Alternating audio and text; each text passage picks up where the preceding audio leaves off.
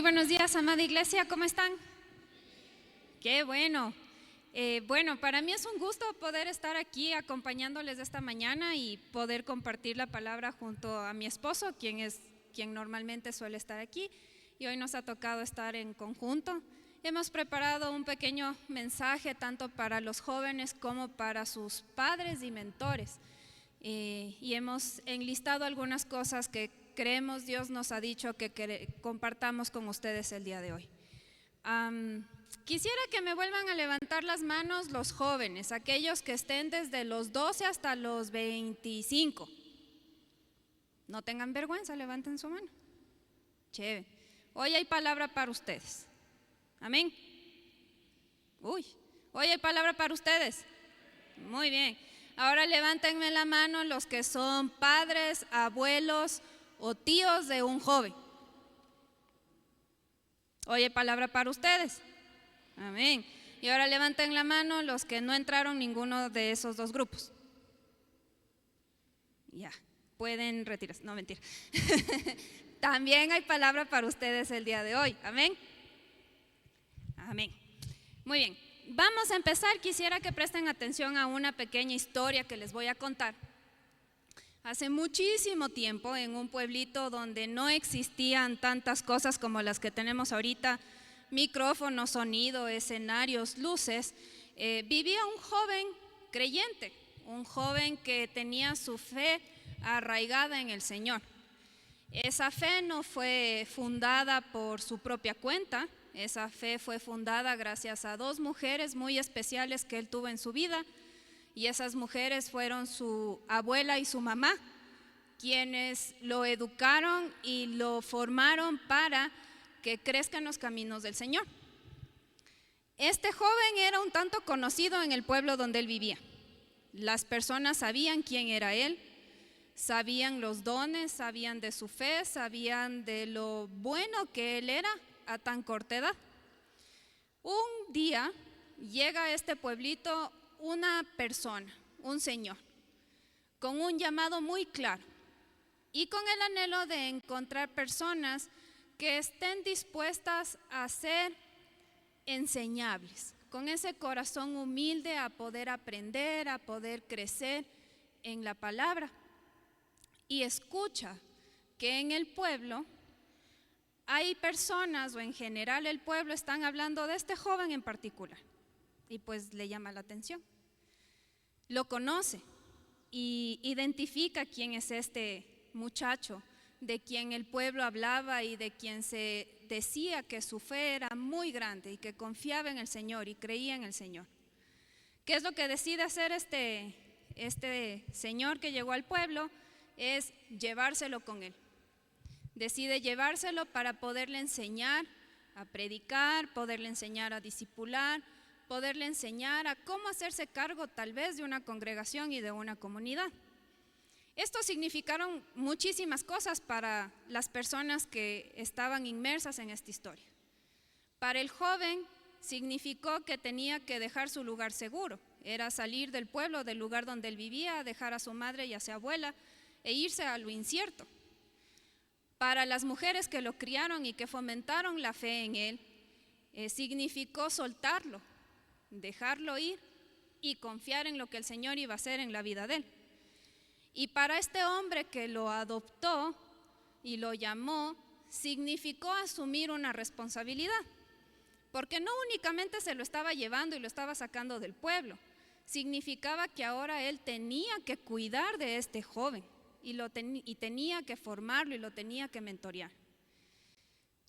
Es cierto, el camino no fue fácil, se toparon con mucha oposición, con momentos de duda, con momentos difíciles, en donde a veces la fe de los dos tambaleó y se preguntaban, ¿por qué estamos aquí? ¿Por qué estamos haciendo esto? Pero el mentor le empezó a decir a este joven y a limitar sus tareas. Lo empezó a decir que tiene que mantener su fe a pesar de la oposición, que debe pelear buenas batallas, que debe asumir y enfrentar las dudas que se presenten, y que sobre todas las cosas le recordó que la fe se sostiene cuando uno aprende a guardar una buena conciencia delante de Dios. Pasaron los años y el camino que vinieron en conjunto, caminando, valga la redundancia, en conjunto, cambió, se apartaron por distintas razones. El mentor no lo dejó solo, siguió siendo su líder, siguió en contacto con él, escribiéndole cartas llenas de ternura, cartas llenas de amor, en donde lo motivaba y lo impulsaba a seguir ejerciendo y cumpliendo el propósito y el llamado que Dios había puesto en él desde joven. En una de esas cartas le dijo algo muy esencial: el llamado no se abandona cuando llegan las dudas, se defiende. La fe no se vive solo con pasión, sino con integridad, y nadie llega lejos solo. Dios usa familias que siembran, líderes que acompañan y jóvenes que dicen que sí. ¿Alguien pudo entender de quiénes hace referencia a esta historia? ¿Alguien? Timoteo y Pablo. La historia de Timoteo y Pablo es muy bonita. Pablo lo adopta, por así decirlo, desde muy joven, con esta visión de que Timoteo era un joven que estaba muy aferrado en su fe. Y el día de hoy se nos ha invitado a hablarles a los jóvenes de la iglesia y a los padres y a los mentores de estos jóvenes. Si me permiten empezar, voy a hablarles a los jóvenes estrictamente en este momento. Y quisiera que me acompañen a 1 de Timoteo 1:18.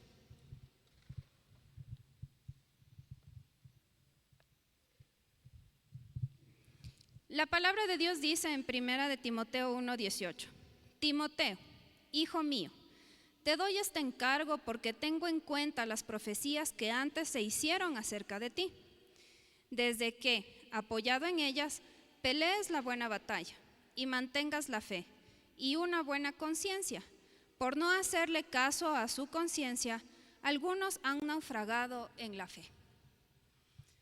Pablo le dice a Timoteo en este versículo 3 cosas muy importantes que quisiera hoy todos los jóvenes que están presentes los tomen como que si Dios les estuviera hablando a ustedes. Y estas 3 cosas son las siguientes. La primera es pelear la buena batalla. ¿Qué significa pelear la buena batalla? Pablo utiliza este término un tanto militar, ¿no? Los militares cuando están peleando ahí se llama la batalla y se enfrentan el uno contra el otro.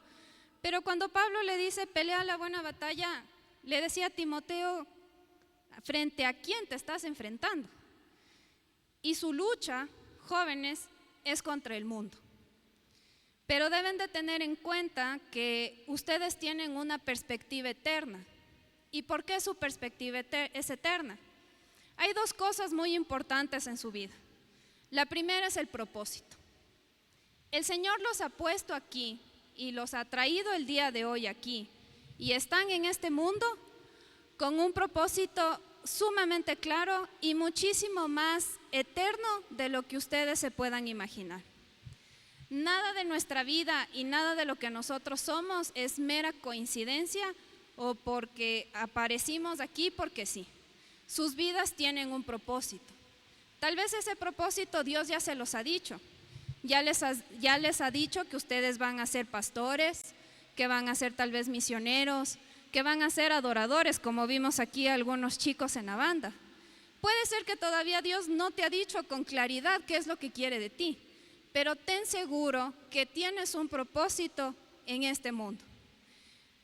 El mundo te va a tratar de decir que ese propósito viene rodeado de los placeres de la vida, que el propósito de que nosotros estemos aquí es el dinero, que tengas casas, bienes, carros, que tengas un buen trabajo y que tu nombre sea reconocido por el trabajo que haces, o inclusive ahora que está de moda, que tu propósito aquí es ser influencer y ganar dinero a través de las redes sociales. Todas esas cosas el mundo te las va a decir, pero ten en cuenta que el propósito de Dios va muchísimo más allá de las cosas que el mundo te puede ofrecer. Algo adicional en entender que tu propósito es eterno es que rechaces una vida conformista. ¿Y a qué me refiero con esto? no vivas en automático. Justo les compartí en la mañana que ayer tuve una reunión con una chica que asiste a nuestra iglesia y entre tantas cosas que me pudo comentar, me dijo que las últimas semanas ella se ha estado sintiendo en modo zombie. Tal vez alguno de ustedes comparte ese mismo pensamiento. ¿Qué es lo que ella me decía? Que se sentía como en modo zombie, como que en modo automático, porque se levantaba, trabajaba, cerraba la computadora, abría la otra computadora, se ponía a estudiar, se iba a dormir y al siguiente día hacía exactamente lo mismo. Entonces eso le empezó a generar un sentido de estoy actuando por inercia, no le encuentro sentido a las cosas que estoy haciendo. Es un error muy grande enfocarse en ese tipo de pensamientos y hacer las cosas en automático y no encontrarle el sentido más allá de el por qué estás estudiando, el por qué estás sentado aquí el día de hoy, por qué estás en el colegio en el que estás, por qué estás en la familia en la que estás. Todo tiene un sentido, nada es por coincidencia. Y no te conformes con sobrevivir espiritualmente. ¿A qué hago referencia con el sobrevivir espiritualmente? Puedes sentir que estás hoy día aquí por obligación. Lees tu Biblia con tu familia por obligación. Cuando oras antes de comer porque te han dicho que así se tiene que hacer. Eso es sobrevivir espiritualmente. No hay esa intención natural de poder acercarse al Señor. Tu propósito va muchísimo más allá de el sobrevivir, orar, leer la palabra o estar en una prédica porque mis papás me trajeron o mis papás me dijeron que así sea. Tomando el ejemplo de Timoteo, Dios lo llamó a que pelee por su llamado, a que tengan claro cuál era su propósito. Y como les dije hace un momento, nada es coincidencia. Su vida tiene un propósito claro y el Señor quiere hacer algo específico con cada uno de ustedes. Otra cosa dentro de su perspectiva eterna es la identidad. El mundo les va a decir que tal vez ustedes no valen la pena. Tal vez si alguno de ustedes ya está trabajando, pudieron haber escuchado comentarios de alguien lo puede hacer mejor que tú. O inclusive les pueden decir que son un estorbo, que no fueron planificados. Inclusive el mundo los va a tratar de definir por sus errores, por su pasado, inclusive por la familia de donde viene, por sus propias inseguridades. Pero pelear la buena batalla es recordar todo lo que Dios dice de ustedes en su palabra. Su identidad tiene que estar arraigada en lo que Dios dice. Y Dios dice que ustedes son sus hijos. Dios dice que ustedes son herederos. Dios dice que son sus princesas, sus príncipes. Todo eso está aquí. Y su identidad, con perspectiva eterna, a pelear la buena batalla, tiene que estar en recordar todo lo que Dios ha dicho sobre ustedes en su palabra. El segundo punto que quiero mencionarles y que Pablo le dice a Timoteo en este pasaje es que mantengan la fe. ¿Cómo se mantiene la fe? Es reconociendo y aceptando las dudas que se puedan venir. Pablo nunca le dijo a Timoteo que no va a dudar, sino que las mismas se iban a presentar. Por eso él le dice, mantén la fe. Las dudas siempre van a estar presentes. Nosotros hemos dudado sobre nuestra fe, si es que lo que estamos creyendo es la verdad. Y ha habido más personas en la historia bíblica que también han tenido dudas. Quisiera que me acompañen a Juan, el capítulo 20, desde el versículo 24. En este capítulo tenemos la historia de una persona, podríamos decir también joven, que tuvo dudas. Y ese fue Tomás. El versículo 24 dice, Tomás, al que apodaban el gemelo y que era uno de los 12, no estaba con los discípulos cuando llegó Jesús. Así que los otros discípulos le dijeron, hemos visto al Señor. ¿Y qué dice Tomás? Mientras no vea yo la marca de los clavos en sus manos y meta mi dedo en las marcas y mi mano en su costado, no lo creeré, repuso Tomás. Tomás tuvo dudas de lo que el resto de discípulos le estaban diciendo. El resto de discípulos ya habían visto a Jesús. Y él, al escuchar eso, dijo: no, hasta que yo mismo no lo vea y yo mismo no lo toque, no lo voy a creer. En los siguientes versículos, vemos en el versículo 27, están juntos otra vez los discípulos y Jesús se les aparece de nuevo. Pero Jesús no le cuestiona a Tomás su pregunta. No le dice nada como: ¿por qué estabas dudando? ¿Por qué dijiste que hasta que no me veas no ibas a creer? ¿Qué es lo que hace Jesús? Luego le dijo a Tomás: pon tu dedo aquí y mira mis manos. Acerca tu mano y métela en mi costado. Y no seas incrédulo, sino hombre de fe.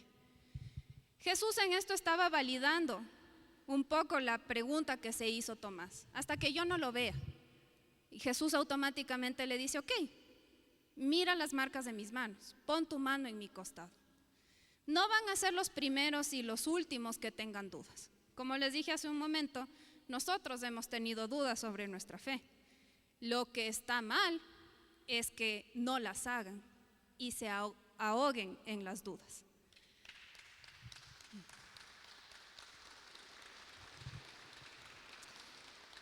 Busquen respuestas, tienen respuestas. Aquí mismo en la Biblia tienen respuestas en prédicas de otros pastores, de teólogos y filósofos cristianos. Hay respuestas sobre la fe. ¿Por qué lo que ustedes creen o por qué lo que les dicen sus padres es la verdad? Busquen cursos, busquen libros, busquen respuestas en la Biblia, escuchen a otros predicadores sobre el por qué esto es cierto, por qué creer en Jesús y nuestra cosmovisión cristiana es la verdad. También caminen con otros creyentes, caminen con sus amigos creyentes de aquí de la iglesia o de otras comunidades cristianas que son un poquito más maduros en la fe, con sus líderes, con sus pastores, con sus propios padres que saben de la palabra. Busquen en ellos respuestas, porque nadie se las va a negar. Y por último, no se aíslen cuando las tengan. Creo que uno cuando empieza a dudar le genera un tanto de inseguridad. Y lo primero que empieza a pensar es: ya estoy dudando, entonces si pregunto esto probablemente van a pensar que ya no quiero creer en Dios y que me estoy alejando, entonces mejor me callo. Esa simple acción te genera un naufragio en la fe, como dice Pablo en este versículo a Timoteo. No te aísles de las dudas. Nuestra fe fue llamada a enfrentarlas. Busca respuestas. Y como tercer punto, Pablo le dice a Timoteo que tenga una buena conciencia. Vivir con una buena conciencia significa que tenemos que ser coherentes entre lo que yo creo y digo a lo que yo practico. Timoteo no podía predicar una cosa y hacer otra, ¿sí? Y para ponerles de aquí un ejemplo, quisiera contarles algo, confesarles también algo. Yo no soy muy ordenada. Tengo aquí ya a mi esposo de testigo y mi mami de testigo. La mañana solo tenía un testigo, ahorita ya tengo dos, así que no me van a dejar mentir. Yo no soy muy ordenada. Esta semana, después de que llegué del trabajo, me disponía yo a hacer deberes, porque estoy haciendo una maestría. Entonces, ya cogí mi compu y me iba a instalar en el escritorio. Pero cuando llegué al escritorio, me encontré con ciertos obstáculos. Y estos obstáculos eran que había una filita de vasos y termos que yo no había subido al cuarto. Entonces vi los vasos y los termos y le dije a mi querido esposo: mira los vasos que has subido y no has bajado, por favor, llévatelos abajo. ¿Cuál fue su primera respuesta? Pero tú eres igualita, ahí están tus vasos. Regresó a ver a mi cómoda y habían vasos también. Entonces dije, claro, ¿cómo le voy a pedir a él que haga algo si yo misma no lo estoy haciendo? Para poderle decir a él que baje los vasos, yo tengo que hacer lo mismo. Con esta pequeña historia un tanto cómica, quisiera decirles lo mismo a ustedes, chicos. ¿Cómo ustedes les van a pedir a sus amigos, a sus primos, que no hagan cosas que ustedes hacen? ¿Cómo les van a decir a ellos, no fumes, no tomes, no hagas vape, si ustedes lo hacen? ¿Cómo les van a decir a ellos que no digan malas palabras o que no hagan chistes de doble sentido si ustedes lo hacen? ¿Cómo les van a pedir a ellos que no vean cierto tipo de películas si ustedes las ven? Nuestra vida tiene que ser coherente, lo que yo pienso, lo que yo creo, con lo que yo hago. Y eso es lo que Pablo le estaba diciendo a Timoteo. Vive con una buena conciencia. Practica y sé coherente entre lo que crees y en lo que practicas. También le dice que tiene que ser fiel al llamado que había recibido. Vimos en el pasaje de primera de Timoteo 1:18 que habían o hubieron en su tiempo profecías sobre Timoteo. Se dijeron cosas sobre él, sobre su ministerio, sobre los dones que iba a recibir, probablemente sobre el llamado que Dios le estaba dando a él. Y todo eso tenía que estar en coherencia y Timoteo tenía que ser fiel a lo que Dios había dicho en esas profecías. Timoteo no podía irse ni a la derecha ni a la izquierda, tenía que ser fiel al llamado que Dios le había dado. Y por último, quisiera decirles que al momento que ustedes ignoren su conciencia y empiecen a caminar de manera incoherente, es decir, lo que digo y lo que predico no tiene nada que ver con lo que practico, van a endurecer su fe y van a naufragar en ellas. Quisiera dejarles con un pequeño resumen de estos 3 puntos de ustedes, chicos, para que los mediten y se los lleven durante esta semana. Peleen la buena batalla, no se rindan ante el mundo, mantengan la fe, no se rindan ante las dudas y tengan una buena conciencia, no caminen en la incoherencia. Esto ha sido lo que Dios nos ha puesto en el corazón decirles a ustedes, chicos, pero también hay una parte para los padres y los mentores, que sabemos que Dios también va a hablar a través de estos pasajes hacia ustedes. Y les dejo con mi esposo que va a topar esos puntos. Gracias.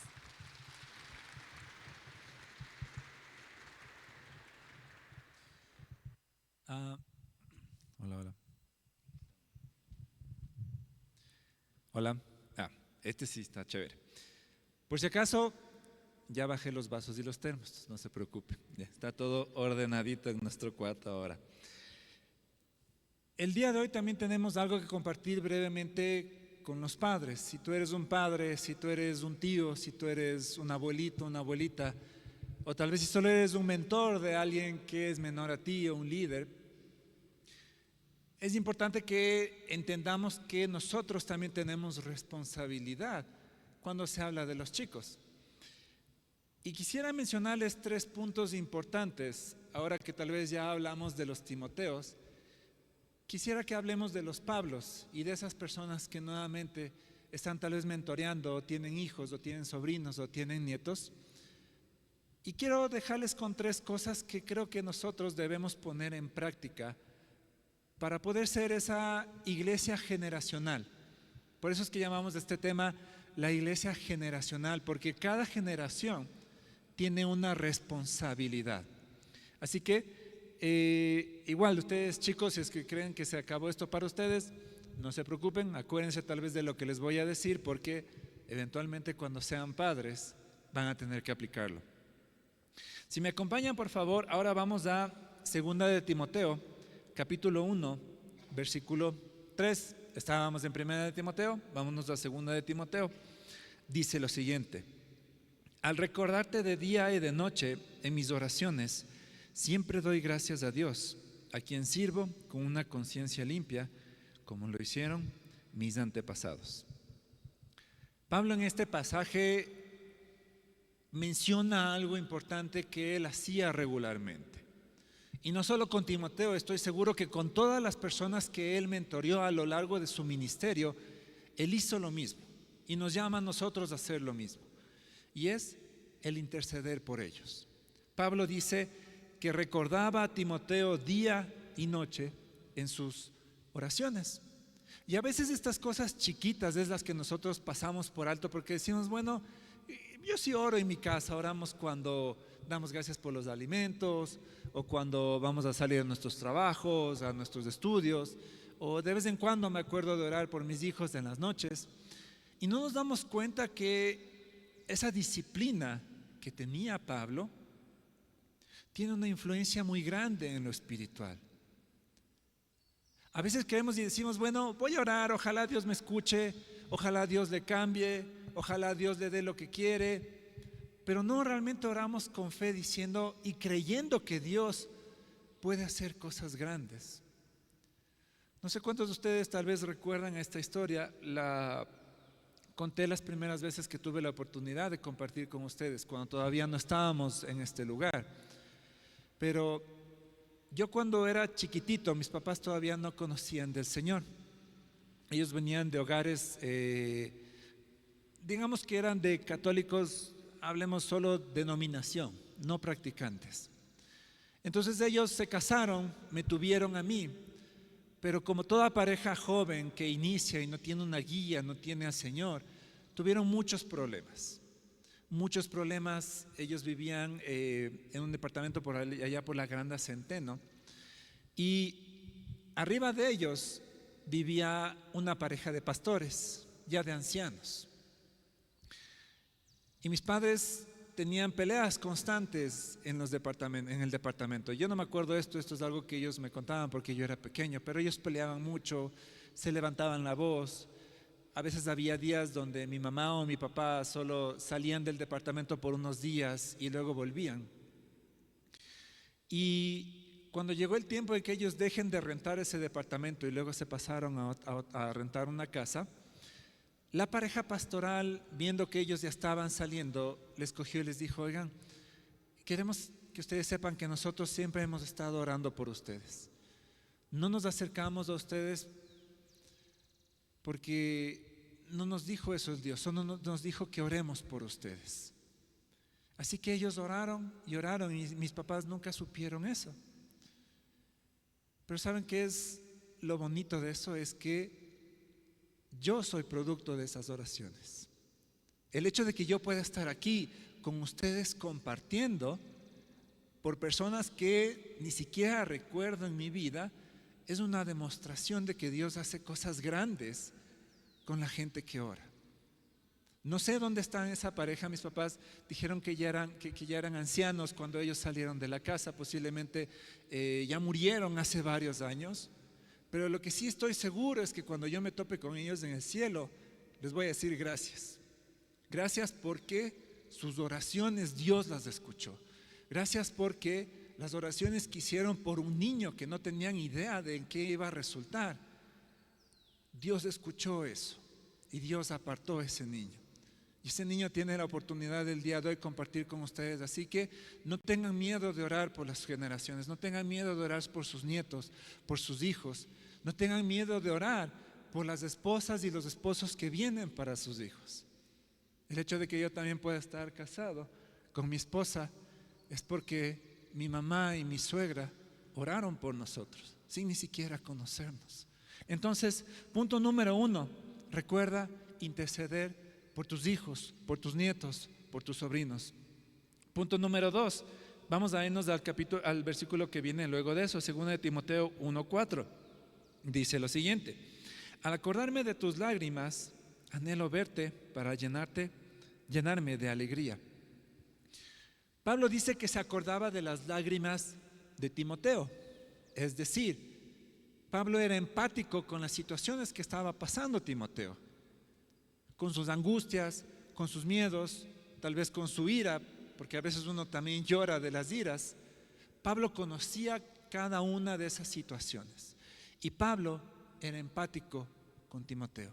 El segundo punto que tengo para compartirles del día de hoy es que no hagamos de menos los sentimientos de los jóvenes, porque saben que es muy recurrente que nosotros nos olvidemos de lo que ya pasamos cuando fuimos adolescentes.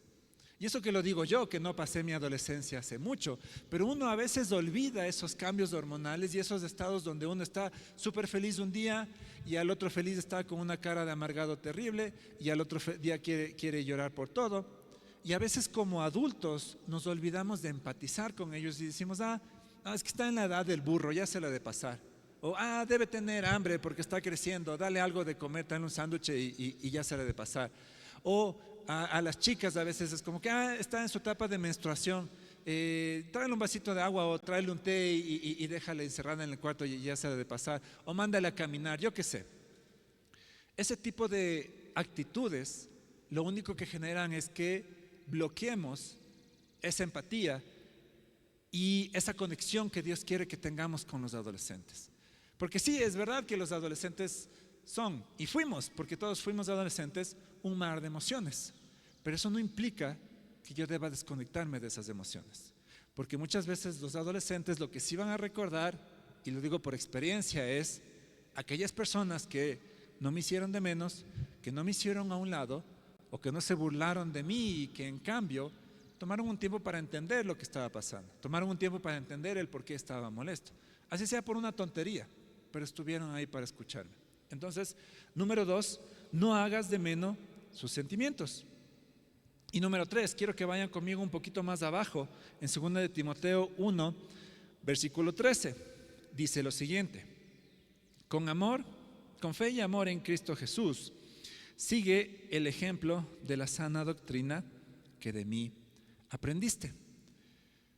Pablo lo que está mencionando aquí es dos cosas. Uno, él habla de la sana doctrina. La sana doctrina es un tema recurrente con Pablo. Está en varias de sus cartas, no solo está aquí, sino también la encontramos en Tito, en Corintios. Y básicamente Pablo se refiere a esas enseñanzas que Cristo dejó y que sus discípulos expandieron, a la sana doctrina, a los principios fundamentales que Cristo dejó. Ahora, lo segundo que Pablo hace aquí es que no solo está hablando de puntos teológicos ni doctrinales, sino que está diciendo, sigue el ejemplo de la sana doctrina que de mí aprendiste. Cuando Pablo dice el ejemplo, se está refiriendo a las cosas que debes poner en práctica de la sana doctrina, a la praxis. Es decir, que si yo creo en un Dios de amor, los chicos y los jóvenes en mi casa nunca deben ver una situación de violencia, nunca deben ver un maltrato familiar, nunca deben ver que yo le alzo la voz a mi esposa o a mi esposo, peor que yo me levante en forma violenta. Si yo creo en un Dios de justicia, yo no voy a modelar delante de mis hijos el que yo me cole a las filas, el que yo haga trampa, el que yo tome cosas que no me competen. Si yo creo en un Dios santo, yo no voy a llegar borracho a mi casa un viernes por la noche, ni un sábado, ni un domingo, nunca. A eso se refería Pablo con ser ejemplo de la sana doctrina, que en la praxis lo que nosotros creemos lo aplicamos. Y eso es lo que los chicos van a ver de nosotros. ¿Sabe que tenemos una epidemia súper grande de gente que no se quiere casar y ya está en sus 22, 23, 24, 25 años? Y son gente que ya culminó sus estudios, son gente que tiene trabajo, son gente que está estable en su vida. ¿Sabe por qué no se quiere casar? Porque no tienen modelos. Porque no hay gente que modele delante de ellos lo bonito y lo hermoso que es el matrimonio.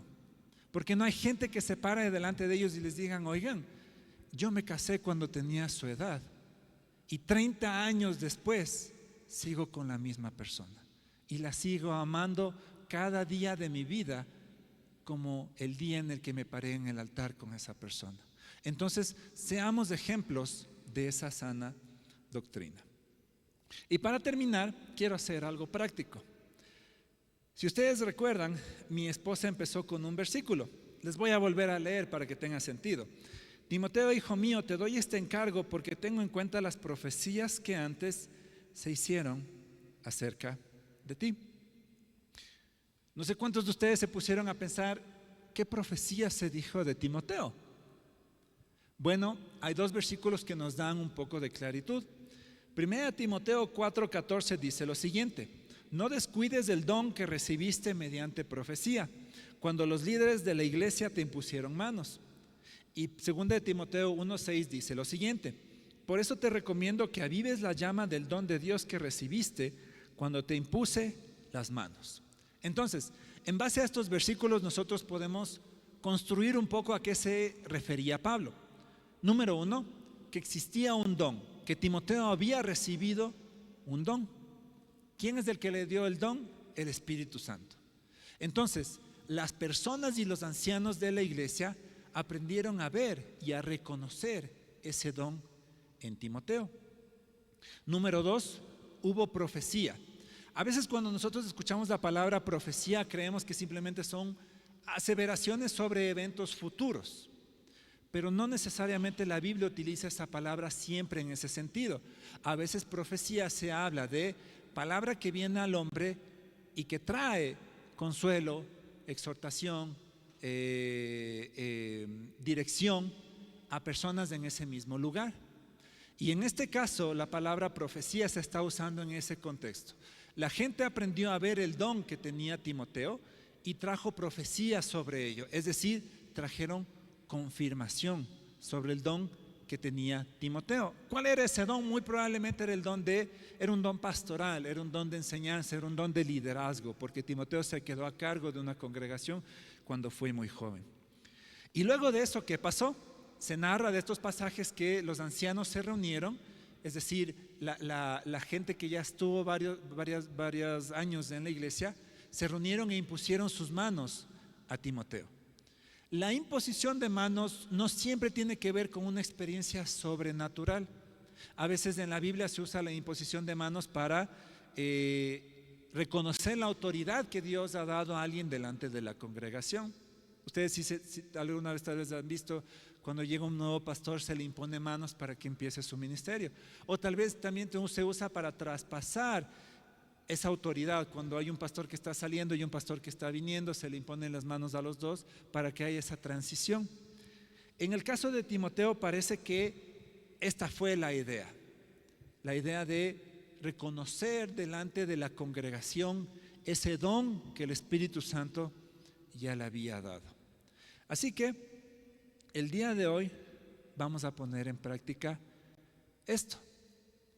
Vamos a orar para que el Señor dé dones y talentos a las generaciones que vienen en esta congregación.